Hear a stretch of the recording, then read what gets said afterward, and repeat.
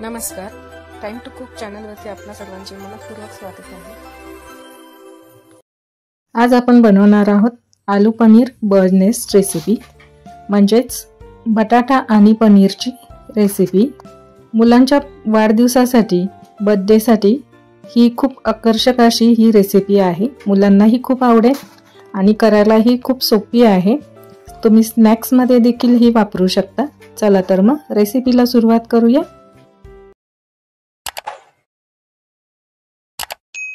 प्रथम आपण हे बटाटे 5 ते 6 बटाटे मी इथे उकडून सोलून घेतलेले आहे, साल काढून घेतलेले आहे आणि आता आपण हाताच्या साहाय्याने त्याला असं मॅश करून घ्यायचं आहे।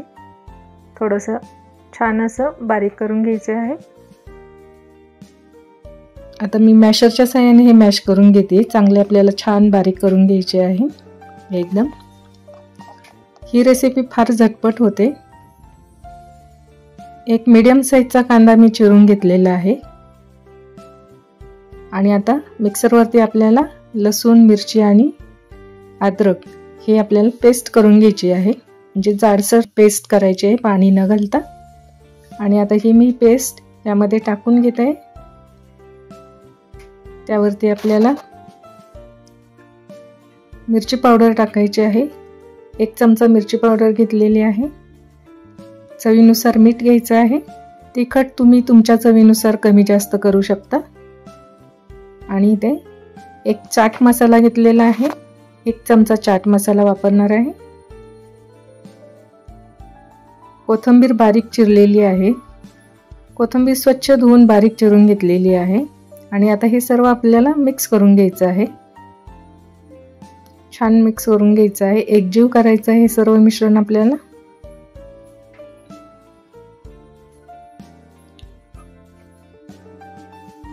हाताच्या साहाय्याने आपण एकजीव करून घेऊया।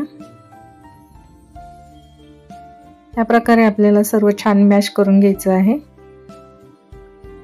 आणि आता इथे मी जी शेवई आहे, शेवई घेतलेली आहे। बारीक शेवई मिळते बाजारामध्ये, मार्केटमध्ये, ती घ्यायची आहे आपल्याला। आणि आता एका बाउलवरती पनीर आपण घेणार आहोत। पनीरची रेसिपी मी ऑलरेडी अपलोड केलेली आहे।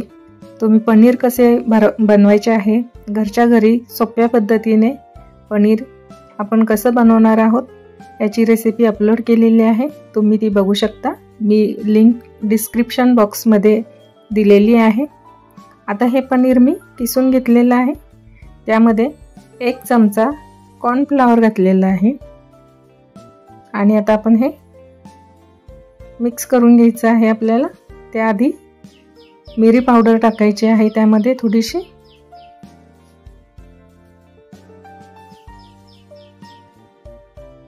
मीठ टाकायचं आहे चवीनुसार। आणि आता हे आपण मिक्स करून घेणार आहोत असं।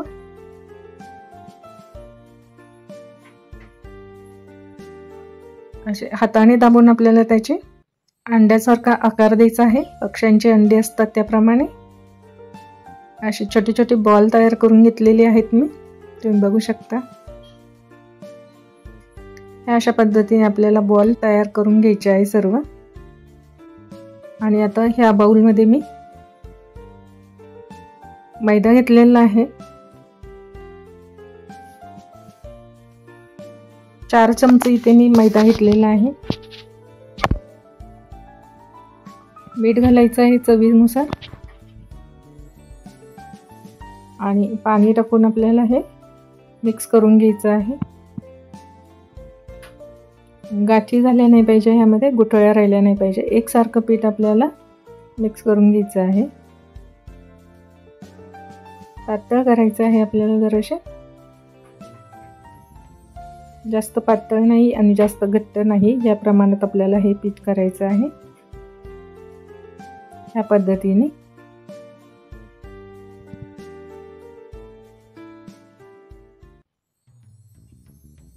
आता हे आपलं पीठ तयार झालेलं आहे कोटिंगसाठी। आता असं हे आलूचं मिश्रण घ्यायचं आहे आपल्याला, बटाट्याचं मिश्रण घ्यायचं आहे। त्याचा गोल गोळा तयार करून घ्यायचा आहे असा हातावरती। त्याची वाटीसारखी आपल्याला आकार द्यायचा आहे या पद्धतीने, छोट्याशा वाटीसारखा. आधी मी हे तयार करून घेतलं आहे गोळे आणि आता हे त्यावरती पीठ भरभरून घेऊया आपण मैद्याचं. आणि ह्या मिश्रणामध्ये आपल्याला बुडवून घ्यायचं आहे आणि मग शेवई याला लावून घ्यायची आहे अशी सर्व बाजूंनी या प्रकारे. ह्या पद्धतीने आपल्याला हे सर्व तयार करायचे आहेत घरटी. तुम्ही बघू शकता ह्या पद्धतीने मी तयार करून घेतलेली आहे एका डिशवरती. आणि आता तेल गरम करायला ठेवलेलं आहे कढईमध्ये.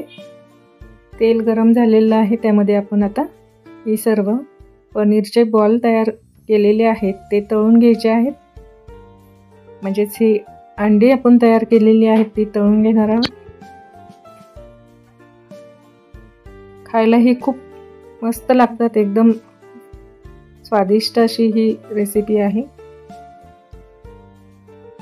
तुम्ही बघू शकता ही अशा पद्धतीने आपण तळून घ्यायचं आहे.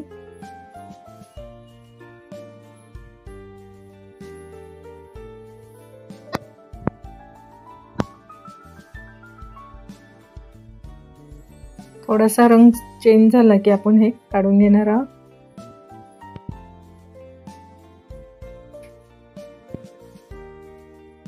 फार आपल्याला डार्क नाही करायचे आहे.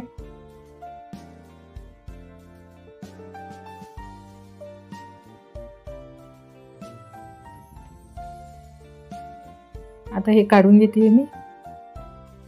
परफेक्ट अंड्यासारखा कलर आलेला आहे, तुम्ही बघू शकता. आणि आता ह्यामध्ये आपल्याला जे आपण घरटी बनवून घेतलेली आहेत ते देखील तळून घ्यायचे आहे. तर अशा प्रकारे आपण हे घरटी तेलावरती सोडून घेणार आहोत. आणि 2 ते 3 मिनटं आपल्याला अजिबात हलवायची नाही आहे. 2-3 मिनिटांनी आपण ते असे हलवून घेणार आहोत फक्त. आणि आता हे पलटून घ्यायचे आहे जराशी. दोन्ही बाजूने आपण चांगले त्याला खरपूस असे भाजून घ्यायचे आहेत, तळून घ्यायचे आहेत. छान तळले गेलेले आहेत. आता आपण हे डिशवरती काढून घेऊया. आता बाकीची घरटी देखील आपण अशाच पद्धतीने तळून घेणार आहोत.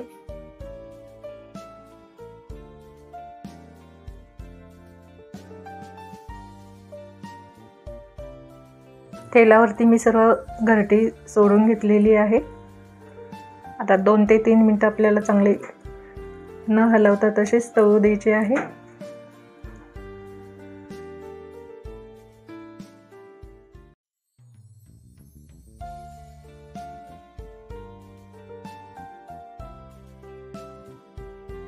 दोन 3 मिनिटं झालेले आहे.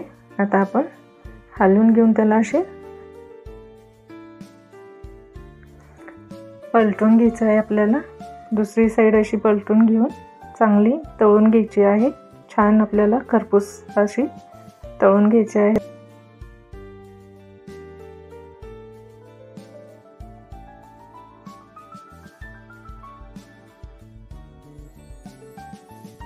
तुम्ही ही रेसिपी इव्हिनिंग स्नॅक्ससाठी किंवा पार्टीसाठी देखील बनवू शकता. अगदी झटपट आणि एकदम टेस्टी कुरकुरीत अशी ही रेसिपी आहे. सर्वांना आवडेल अशीच ही रेसिपी आहे, तेव्हा नक्की तुम्ही ट्राय करून बघा. आणि माझ्या जर रेसिपी आवडत असतील तर लाईक आणि शेअर करायला विसरू नका. आता हे सर्व घरटी एकदम छान तळलेली आहेत. ते आता आपण एका प्लेटवरती काढून घेणार आहोत. आता मी प्लेटवरती काढून घेत आहे. तुम्ही ह्याबरोबर पुदिना आणि कोथिंबीरची चटणी देखील करू शकता किंवा सॉसबरोबर देखील खाऊ शकता. तुम्ही तुमच्या आवडीनुसार इथे गार्निशिंग करू शकता. त्यामध्ये पुदिना, कोथिंबीर, असं हिरवी चटणी काहीही वापरून तुम्ही हे गार्निशिंग करू शकता. मी इथे गार्निशिंगसाठी टॅमॅटो सॉस आणि बारीक चिरलेली कोथिंबीरचा वापर केलेला आहे. छान गार्निश करून घेतलेलं आहे मस्त. तुम्ही बघू शकता किती सुंदर दिसते आहे. परफेक्ट आपले अंडी आणि घरटी झालेली आहेत. पुन्हा भेटूया अशाच एका नवीन रेसिपी बरोबर. धन्यवाद.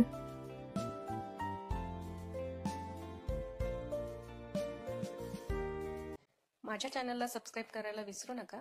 शेजारील बेल आयकॉनवर देखील क्लिक करा, म्हणजे तुम्हाला नवीन रेसिपीचे नोटिफिकेशन मिळत राहतील.